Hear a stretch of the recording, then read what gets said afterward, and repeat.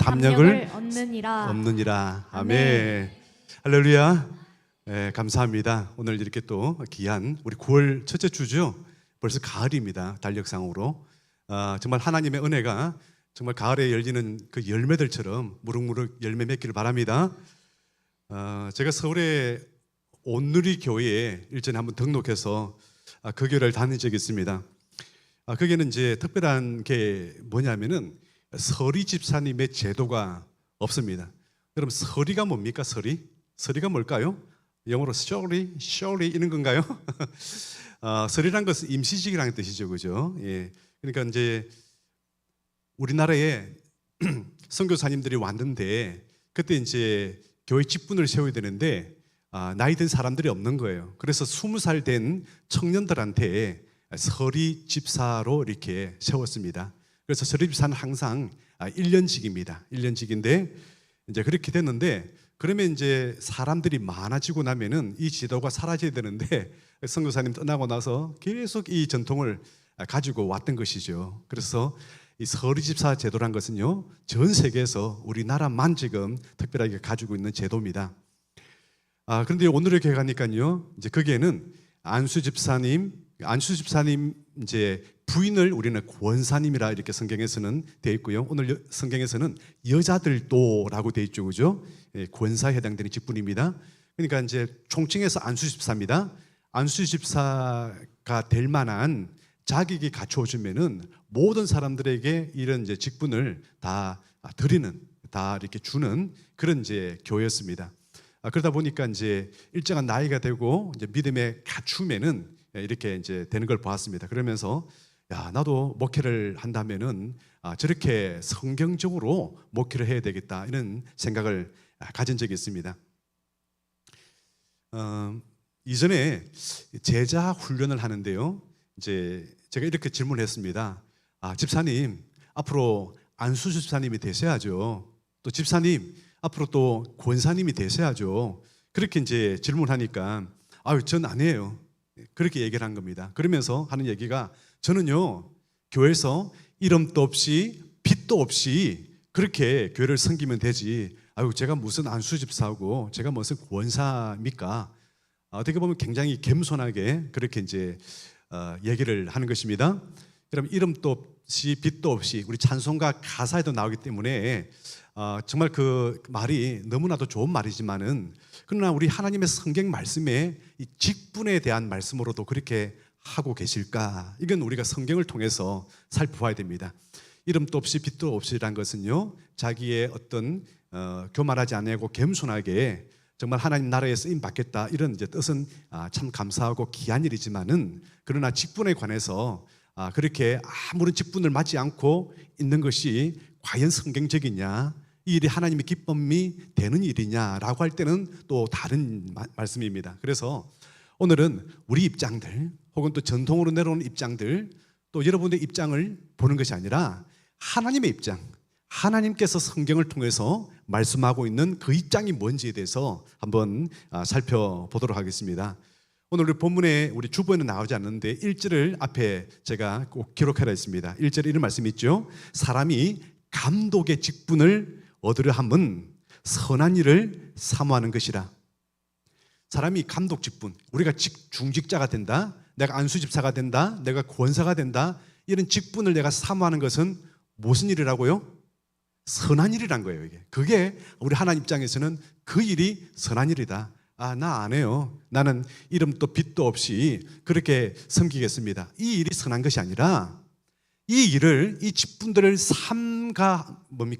사모하면서 그리고 그렇게 되기를 원하는 일이 굉장히 귀한 일이고 하나님께서 이게 일이 선한 일이다, 아름다운 일이다 이렇게 말씀을 하고 있습니다.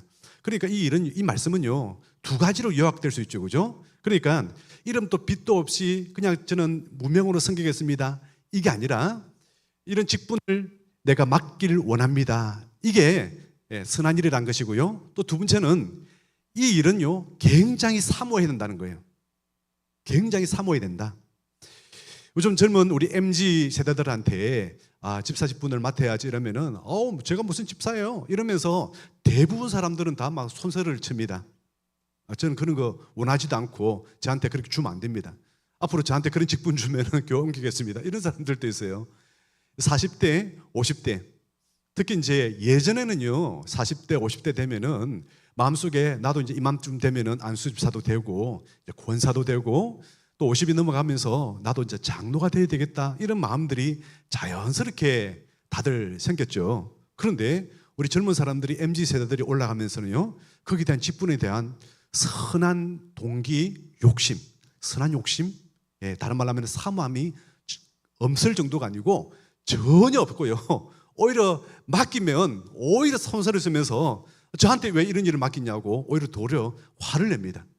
이거 어떻게 해야 될까요? 이게 이제 세대 차이라면 세대 차이고 사회적인 분위기라면 분위기인데 지금 이런 일이 생겼습니다. 그런데 오늘 하나님의 말씀은 이것은 굉장히 선한 일이고 어떻게 하라고요?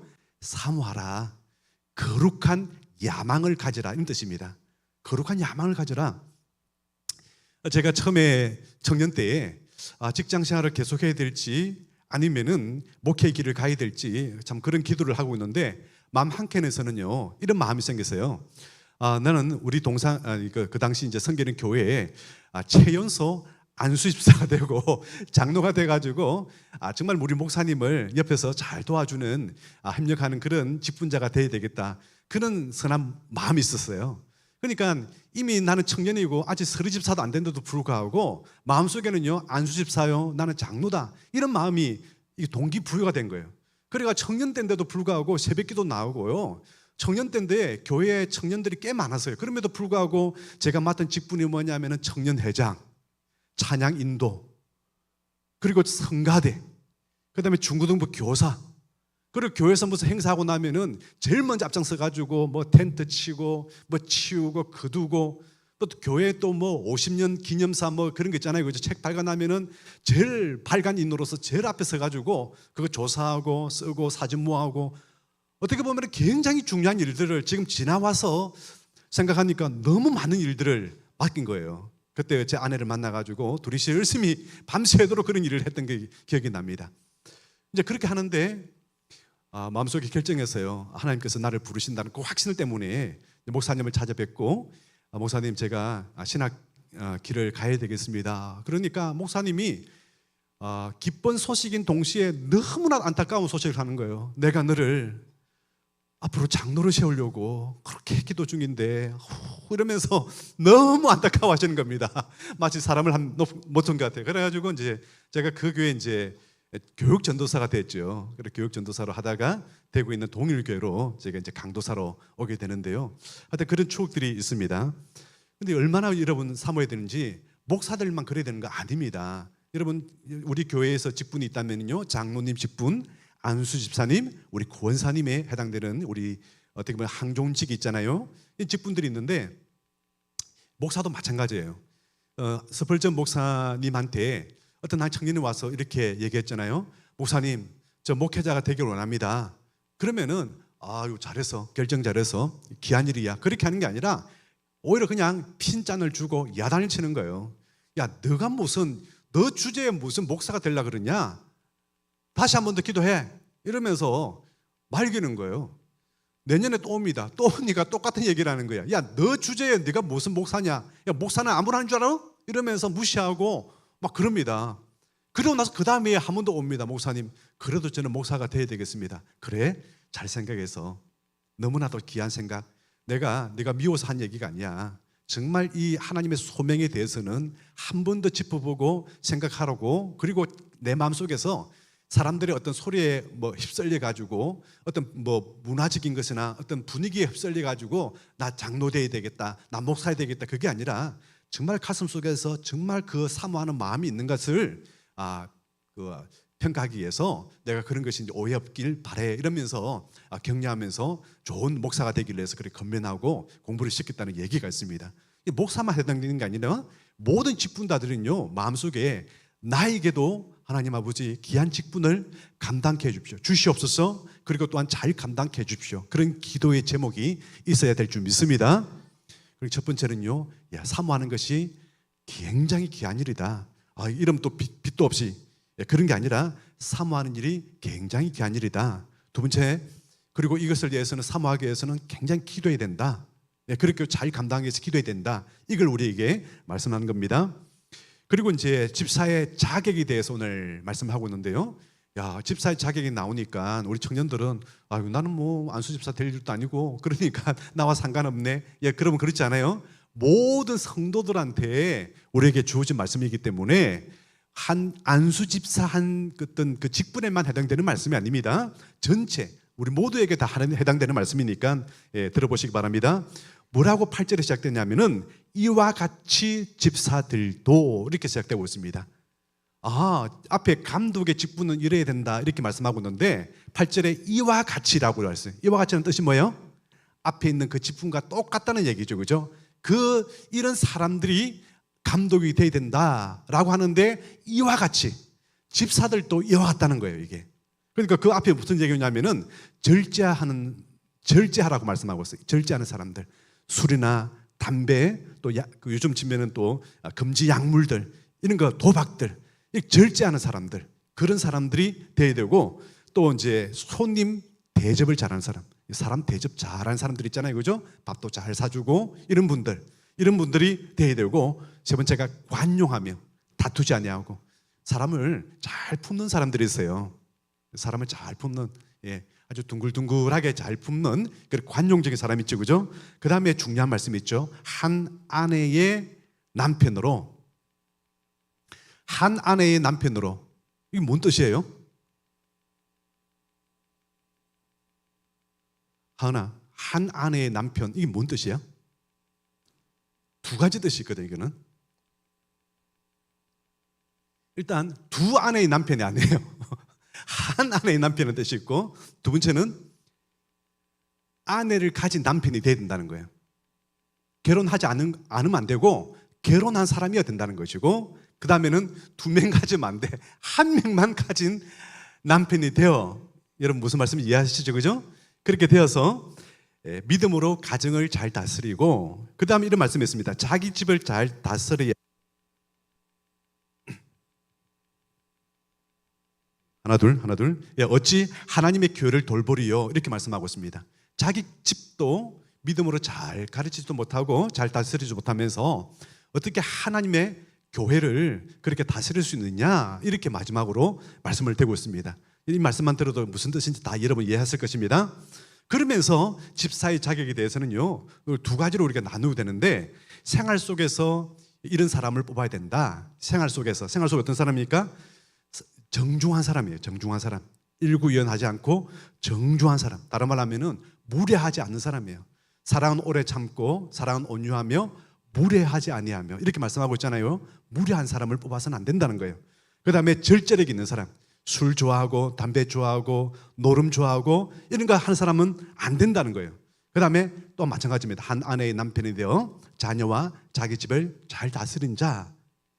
그러면 무례하지 아니한다, 이렇게 말씀하고 있는데요, 우리 경상도는 우리 소곤소곤 이야기하는데도 다른 지방 사람들이 들으면 뭐 한다 그래요? 싸우지 마, 서로 싸우지 마, 사이좋게 지내야 돼, 이렇게 말씀하고 있잖아요, 그죠?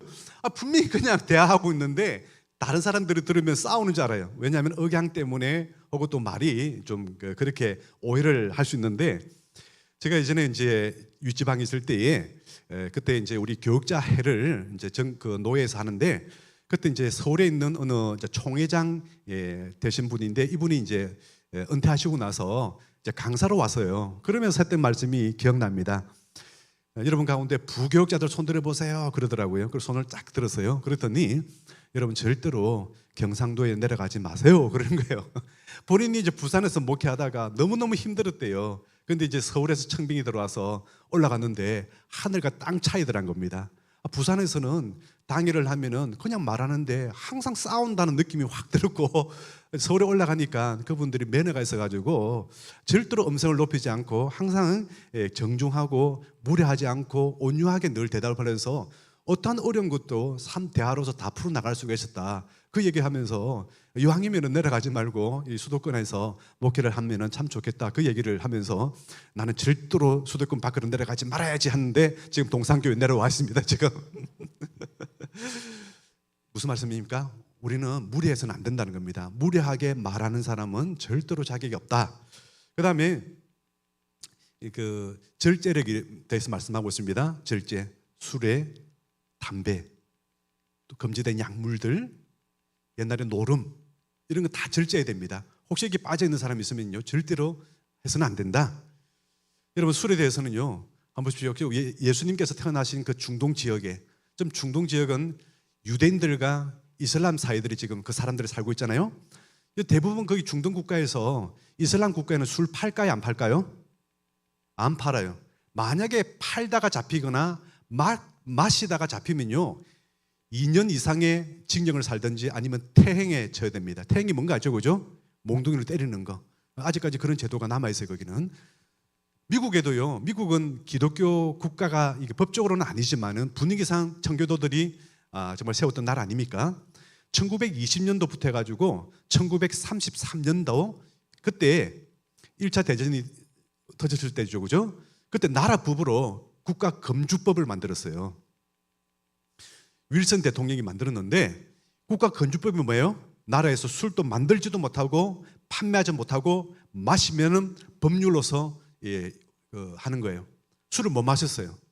그래가지고 일체의 미국에서는 술을 팔지도 마시지도 못했습니다. 그런데 마피아들이 돈이 많잖아요. 이탈리아 마피아들이 뉴욕에 많이 살았거든요. 그리고 정치인들을 매수합니다. 그리고 나서 그 사람들이 주로 뭘 했냐면은 술 사업을 했어요. 마피아들이. 그들이 이 법을 통과를 시켜버렸죠. 그래서 34년도부터 금주법이 이제 풀려가지고 다시 술을 마시게 되는데, 지금 또 미국에서도 경건한 사람들을 술을 입에 대지도 않습니다. 저도 내가 미군 부대에 있었고 많은 미국 사람들을 만나봤지만은 경건한 사람들은 술을 입에 대지도 않아요. 담배도 입에 피우지도 않습니다. 우리는 자꾸 영화를 보면서 오해하는데 전혀 그렇지 않습니다. 그리고 가정을 잘 다스리는 사람이 돼야 된다, 이렇게 말씀하고 있잖아요, 그죠? 자녀들이 성경을 일주일에 얼마씩 읽고 있는지 돌아봐야 돼요. 우리 아이들 학원 보낸 일에 대해서는 너무 신경을 잘 쓰잖아요. 학원에 숙제 다 했어. 이거 뭐 거기에 대해서는 너무 신경 쓰면서 너 오늘 성경 읽어서, 너 오늘 큐티해서 오늘 그 말씀 한번 나눠볼까? 이런 일에 대해서 전혀 무관심해요. 그러니까 자녀들이 믿음으로 자라가지 못하죠. 그래서 믿음으로 자라가지 못하고 이 책임이 누구한테 있느냐? 교회 책임도 아니고 목사님 책임도 아니고 누구 책임이라고요? 부모 책임. 그래서 성경에서는 그 가정을 믿음으로 다스리지 못한 사람은 이 후보에 자격이 없다, 이렇게 말씀을 하고 있는 것입니다. 예배 드릴 때에 자식들이 예배를 잘 드리는 것도요, 부모들이 감독하고 감시해야 돼요. 그래서 우리 온 가족 예배가 굉장히 중요한 예배가 되는 이유가 바로 그런 점이에요. 중고등부 예배, 청소년 예배 들어가면요, 어른들은 이 예배 드리고 청소년 예배는 따로 드리니까 애들 오다가 딴 길로 가버려요. 아니, 오지도 않아요. 집에서 TV 보고 앉아 게임하고 있고. 그런데 엄마가 이제 봉사하고 늦게 돌아오잖아요. 너 오늘 예배 드리냐? 예배 드리고 왔어요. 그 말이 땡이에요, 그냥. 아니, 뭐 그 말 물어보지도 않아요. 그 당연하게 챙길 때만 가고 안 가는 것이죠. 그 마음속에 믿음이 있을까요? 믿음 없죠. 그러니까 자기 어떤 이제 청년이 된다든지 이제 부모와 떨어지면은 완전하게 신앙으로부터 자유롭게 되는 것입니다. 얼마나 위험합니까?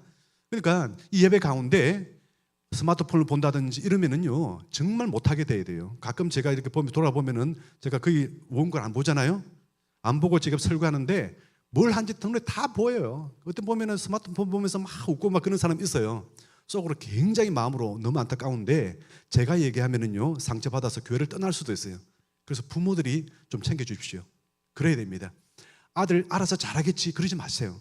우리가 마치 부모들이 애들 학원 보내면서 잘 챙기듯이 자식들에 대해서도 그렇게 해야 되는 것입니다. 그래야만이 잘 다스리는 직분자가 될 수가 있는 것입니다. 할렐루야. 그리고 이거는 이제 생활적인 면이고요. 그리고 신앙 인격과 신앙적인 측면에 대해서도 말씀하고 있죠. 깨끗한 양심에 믿음의 비밀을 가진 사람. 여러분, 깨끗한 양심이 뭐냐면 이거 성품을 이야기합니다. 참 좋은 성품이라는 뜻이에요. 우리가 신앙생활 해보면 저 사람 참 사람 좋다, 성품이 참 좋다는 사람들 있죠. 우리 동산교원이가 그런 분들이 너무 많았어요. 성품이 참 좋은 분이 너무너무 많았습니다. 여러분 한번 보십시오. 우리가 보통 일반적인 교회, 우리 교회뿐만 아니라 일반적인 교회에서 이제 중직자를 선출하기 위해서 보통 당에서 추천을 해요. 우리 교회는 그냥 100% 숫자 그대로 추천하지만은 어떤 교회는 1.5배 혹은 2배 정도 추천을 해요. 그러니까 추천에 신앙도 안 되는 사람을 추천할까요, 안 할까요? 일단 당에서 할 수 있는 것은요, 객관적인 자료예요. 예배 출석 잘하느냐, 11조 잘하느냐, 교육과 훈련 이런 모습에, 혹은 봉사 이런 모습에 모범적으로 잘하고 있느냐, 객관적인 자료에 대해서만 추천할 수밖에 없어요. 그렇잖아요, 그죠? 예, 객관적인 자료입니다. 그러면은 이제 투표를 하면은 여러분들이 뭘 보고 뽑아야 되겠어요? 여러분 성품을 보고 뽑아야 되겠어요? 성품에는 인격을 보고 뽑아야 되겠어요? 아니면은 신앙을 보고 뽑아야 되겠어요? 장로님이나 권사 안수집을 본다. 인격을 보고 뽑아야 되겠어요? 신앙을 보고 뽑아야 되겠어요? 네, 그럴 줄 알았습니다. 여러분 인격 신앙에 대해서는요 이미 당에서 다 걸렀어요. 이 분들은 누구나 될 수 있는 자격이 주어진 거예요. 여러분들이 뽑아야 될 대상은요 성품을 가지고 뽑아야 되는 거예요. 여러분들이 골라야 될 대상은요 신앙 순위 매기는 거 아니에요. 투표는 교회 봉사직이잖아요. 교회 봉사직은 누구랑 같이 하죠? 우리와 같이 하는 거예요. 같이 사역을 해야 되는데 너무 독단적으로 너무 외국을 쓰고 너무 힘든 성격이고 그러면은 같이 공동체를 이끌 수가 없는 거예요, 이게. 그래서 뭘 뽑아야 된다고요? 신앙을 뽑아야 되겠어요? 성품을 뽑아야 되겠어요? 끝까지 또 신앙이라고 고집 한 번 있는데 다시 한번 보겠습니다. 신앙을 보고 뽑습니까? 성품을 보고 뽑습니까? 성품입니다. 이게 끝까지 이제 신앙이 있고 성품이 있는데 신앙은 당에서 이미 다 걸렸고요. 객관적으로 다 걸렸어요. 누구나 될 수 있어요. 성품을 뽑는 거예요. 무슨 말씀 이해가십니까? 많은 교회에서 그렇지 못해요. 신앙 좋은 사람 유일하게 1등하는 신앙이라고 뽑아나면요 굉장히 위험할 가능성이 많아요. 성품이 받쳐주지 않는 그 신앙이 굉장히 위험한 신앙이 많아요. 바리새인 확률일 가능성이 거의 100%입니다. 사람 정죄하고 자기보다 못하면 무시하고 그리고 뭔가 맨날 자기가 뭐 가르칠라 들고 이런 사람들 주변에 사람들 모이지들 않아요. 그러면서 자기는 독야청청합니다. 나 같은 사람 나처럼 믿어야 돼 이러면서 사람들에서 관용하고 좀 허물도 좀 덮어줘야 되고 사랑이 많아야 되는데 이런 부분이 약하다는 거예요. 여러분 오늘 이 말씀 이해하십니까? 그렇다면은 뽑는 게 중요한 게 아니라 여러분은 어떤 사람이 되게 되겠습니까? 신앙이 좋아야 되겠습니까? 성품이 좋아야 되겠습니까? 아니죠. 이제는 둘 다 좋아야 되는 것이죠. 신앙도 좋아야 되겠지만은 성품이 좋아야 된다는 얘기예요. 그죠? 기본적으로 신앙이 돼야 됩니다. 그죠? 그리고 성품이 받쳐줘야 됩니다. 그래야만이 우리 하나님의 말씀이 이 사람을 통해서 온전히 전달이 될 수가 있기 때문에 그렇습니다. 그래서 오늘 이 말씀 가운데 우리가 중요한 것은요 깨끗한 양심에 믿음의 비밀을 가진 사람. 어떤 사람은 믿음의 비밀이 없어요. 여러분 믿음의 비밀이니까 좀 이상한 게 우리 신앙은 007. 야, 우리가 좀 국정원처럼 엄지에서 일하고 양지에서 엄지에서 일하고 양지에서 뭡니까? 숨기는 뭐 그런 말 있잖아요, 그죠? 예, 그거 아니에요. 그런 거 있잖아요. 막 직장 생활 속에서 맨날 술자리 만들고 이끌어가고 맨날 그러면서 나중에 어떤 일망이 났을 때 알고 보면은 나도 집사야. 한 잔 마셔. 나도 집사인데 왜 너는 안 마셔? 그러면 뭐라고 들어요? 집사님이세요? 집사인 줄도 몰랐고 또 생활하는 모습도 전혀 성경적으로 살지도 않아요. 이게 믿음의 비밀인가요? 그게 아니에요. 믿음의 비밀은 뭐냐면은 야, 저 사람 뭔가 다르다. 도대체 저 사람은 왜 우리하고 다르지? 너무나도 좋다. 저 상황 가운데서도 일어나네. 엎어지지도 않네. 와, 저 사람 가운데서도 용기를 가지네. 아니, 저 사람 가운데서도 지금 역동적이네. 힘이 있네. 어쩜 저럴 수 있어? 딱 그러면서 저는 하나님을 믿는 사람입니다. 어릴 때마다 저는 기도하면서 일어납니다. 그러면서 복음을 전해요. 그러면서 야단도 듣고요. 망신도 당할 줄 알고 욕도 많이 듣는 사람입니다. 이 사람이 바로 믿음의 비밀을 가진 사람입니다. 여러분 복음 때문에 복음 전하다가 예수님 전하다가 욕 한 번 이상 나 들어봤다. 한번 손 한번 들어보십시오. 나는 욕을 한 번 더 들어봤다. 욕이라든지 핍박 혹은 싫은 소리 한번 들어봤다. 예, 감사합니다. 예, 나머지 사람들은 지금부터 회개하시기 바랍니다. 이 사람들은 믿음의 비밀을 가지지 않는 사람들이에요. 믿음의 비밀을 가진 사람은요, 이 비밀 때문에 욕먹는 사람이에요. 이 비밀을 전하다가 야단 듣고 욕 먹고요, 무시당하고 가문에서 제명시키고요, 형제 간에 정을 끊자라고 하고요, 이런 당하는 사람이에요. 이거는 인간관계하고 차원이 다른 얘기예요. 이거는 이런 사람들만 믿음의 비밀을 가졌다라고 말할 수 있는 거예요. 그렇게 되길 바랍니다. 그래서 먼저 시험하여 보고 그 후에 책망할 것이 없으면 직분을 맡게 하라, 이렇게 말씀하고 있어요. 먼저 시험하여 보라는 거예요. 그래서 우리 교회는 한 1년 정도 우리 위탁 교육도 받고 교회적으로도 하는데, 우리 교회적으로는요 뭘 하냐면은 양육반 이상, 제자 훈련 이상, 지금은 단계적이기 때문에 일단 양육반부터 다 받아야 되는 것입니다. 그래서 여러분 65세 아직까지 안 됐는데 나는 중직자가 이미 되었다, 그러면 땡겨서 받은 거예요. 그러므로 뭘 해야 되겠어요? 양육반 못 받은 사람 받아야 되겠어요? 안 받아야 되겠어요? 받아야 되죠. 그러니까 우리 전도사님 아직까지 한갑밖에 진행 안 됐고, 우리 제자반은 오늘부터 시작하는데 제자반은 꽉 찼습니다. 양육반 안 한 사람들은 양육반 반드시 하십시오.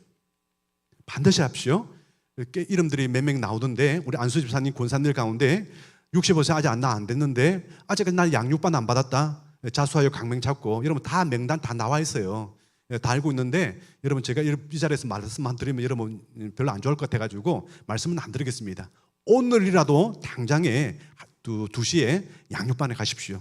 배우십시오. 우리 교회에서는 배우지 않으면요, 이거는 하나님과 약속에 대해서 이거는 안 되는 겁니다. 뭐라 말씀하고 있어요? 1년 동안에 시험해 보고 그 후에 책망할 것이 없으면 직분을 맡게 하라. 우리는 일단 직분을 맡겨놓고 시작하는 거예요. 그 다음부터 하시라고.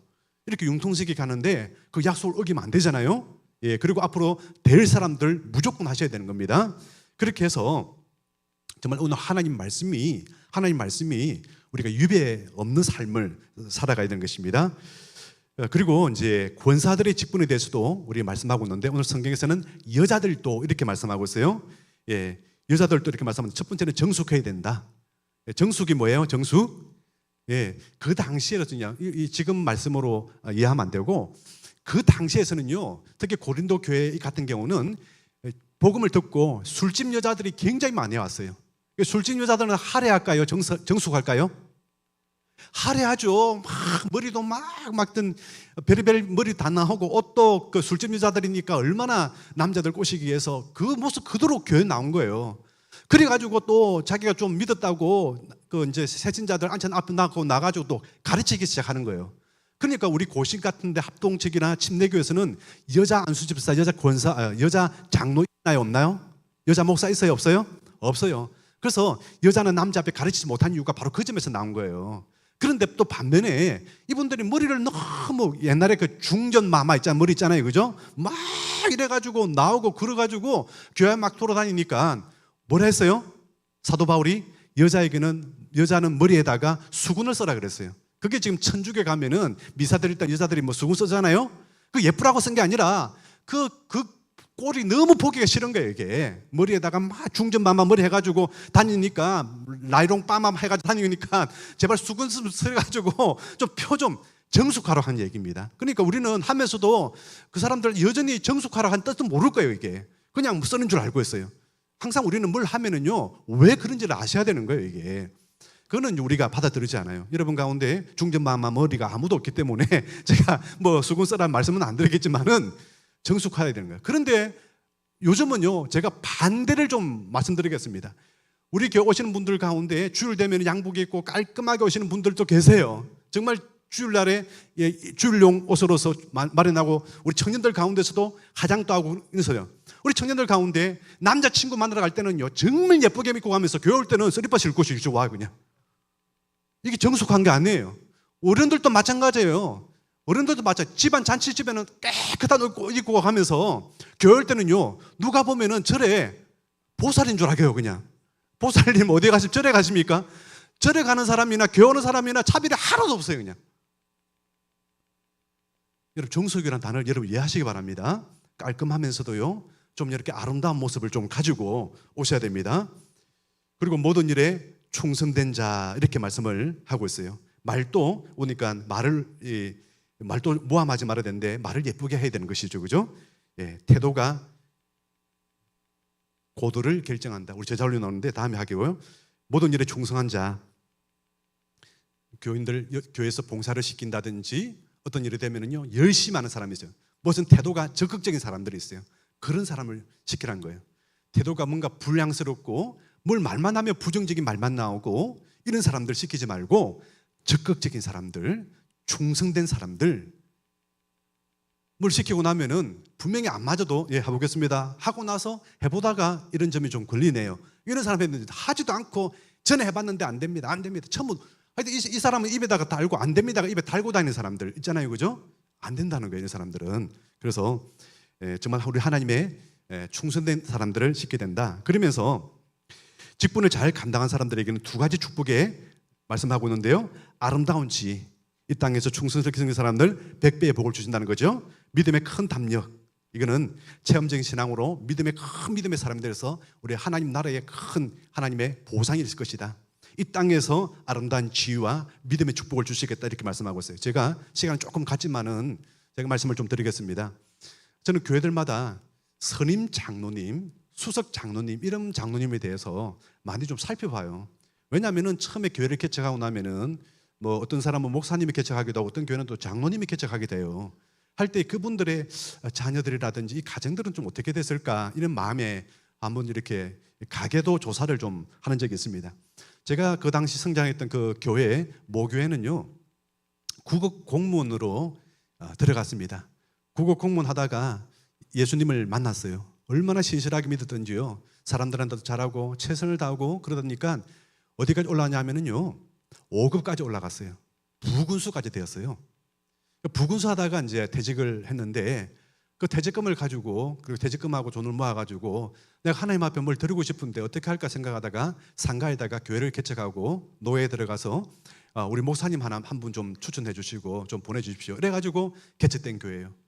그런데 하나님께서 이 교회에 그 장로님을 제가 있을 때도 그때 시무 장로님으로 계시는데 너무 신실했어요. 자녀들이요 선교사가 되고요. 또 이렇게 딸들은 또 일반 직장 다니는 또 남편이 있잖아요. 창원에 있는 그 대기업의 연구원으로 일하고요. 아들 가운데는 그냥 학원하는 아군들 있었는데 다 피아노 반주로 섬기고 학원하는 아들은 자기 승합차를 가지고 새벽마다 차량 운행을 하는 거예요. 무보수로. 그것도 얼마나 신실합니까? 하나님께서 그 가정을 얼마나 복내려 준지 모릅니다. 그리고 또 인천에 가니까 스님 장로님이 계셨어요. 이분은요 전라도 호남 지방에서 최고 남단 지방에서 그냥 너무 가난하고 힘들어가지고 인천으로 서울에 올라갔다가 서울에서 못 살아서 인천으로 밀려온 거예요. 목소리를 냈어요. 공사판에서. 그러다가 이제 조금 열심히 하다가 이제 돈을 좀 모으고 하면서 그러다가 예수님 믿었기 때문에 개척하는 목사님에서 제가 옆에서 좀 돕겠습니다 하면서 열심히 교회를 도왔어요. 건축하면 건축 직접 와가지고 정말 그 노력 봉사를 하는 것이죠. 그래가지고 목수들 전도 다 해버렸어요. 그냥 그 교회 가면요 건설업자들 목수 출신들이 굉장히 장로님들 많아요. 그때 다 세워진 사람들이에요. 얼마나 많이 전도했던지요. 이분들이요 IMF 때 얼마나 어려웠습니까? IMF 때 그 버스들 회사들이 부도가 다 났거든요. 이분이 다니엘 새벽기도 마치고 나서 하나님께서 감동을 줬어요. 저 버스 회사를 인수하라. 그래가지고 인수를 했어요. 인수를 했는데 얼마나 하나님께서 복을 주셨는지요. 단 한 번도 노사 분쟁 이런 거 안 일어나고 잘 됐는데 수백 명의 지금 직원들이 버스 운전사가 지금 인천에 지금 활보하고 있습니다. 그분들을 또 전도하는 거예요. 여러분 아버지가 장로면 아들이 장로가 되기가 쉽지는 않아요. 또 시샘하고 묘한 것도 있기 때문에 이분이 이제 은퇴하고 나서 그 젊은 40대 아들이 또 이번에 장로 피되기도 됐어요. 하나님께서 이 가정들을 복을 내려주는 거예요. 그 딸은 또 목사 사모님이 되었고요. 그러면서 이 가정에 영육간의 복을 주는 걸 봤습니다. 우리 동산교회 제가 봤어요. 보니까 최초의 장로님이 남재문 장로님이고 이영식 장로님이 임직했더라고요. 그때 안수집사로 권중복, 광태근 장로님이 그때 안수집사 되었고요. 이듬해 또 장로님이 되었어요. 최초의 권사님이 유태희 권사님이 되었어요. 자, 그러다가 남재문 장로님을 제 신방을 갔는데 가니까요, 자녀들이 너무나도 잘 됐어요. 아들이 수원 삼성에 연구원이 있고요. 딸은 고신대에서 근무하고 사위는 고등학교 딸 교사고 또 딸 한 명 더 있는데 대구에 있더라고요. 치과 의사로서 사위를 그렇게 두고 매일 찬송가 세 곡을 딱 부르고 하나님 말씀을 그렇게 하고 또 영어로서 말씀을 읽고 암송을 하고 있더라고요. 그렇게까지 참 신실하게 하는 걸 보면서 참 귀하다. 하나님께서 그래서 맡기구나 이런 생각이 들었습니다. 강태군 장로님 부부 같은 경우는 이번 여름에 잘 다녀왔잖아요, 그죠? 미국에 잘 다녀왔잖아요. 큰 딸이 사이가 삼성연구원이고 작은 딸 또 사이가 미국 변호사입니다. 아들은 또 아버지의 기업을 또 물려받아가지고 일을 하고 있고요. 또 교회에서 그 아들을 우리 교회로 한번 땡겨보려 했지만은 그 교회에서도 너무 중요한 역할을 대중 역할을 맡아야 되는데 너무 중요한 역할을 맡아 보니까 오지도 못하고 있는데 그렇습니다.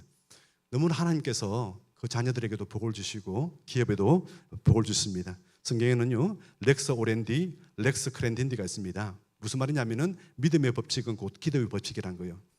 믿는다 하면은요 그 믿음이 반드시 기도로서 증거가 돼야 되고 삶으로 증명돼야 된다는 이런 말씀입니다. 여러분 이 신앙을 가지고 오늘 말씀처럼요 직분을 사모하십시오. 그리고 이 일이 선하고 기쁜 일입니다. 그리고 직분을 잘 감당하십시오. 그래 하시면 하나님께서 아름다운 지위와 큰 믿음의 축복을 주실 줄 믿습니다. 아멘. 우리 찬송가 311장 1절과 2절 부르실 때에 우리 장로님들은 앞으로 나와주시기 바랍니다. 성찬을 1절과 2절 찬송 부르겠습니다. 중청에 있는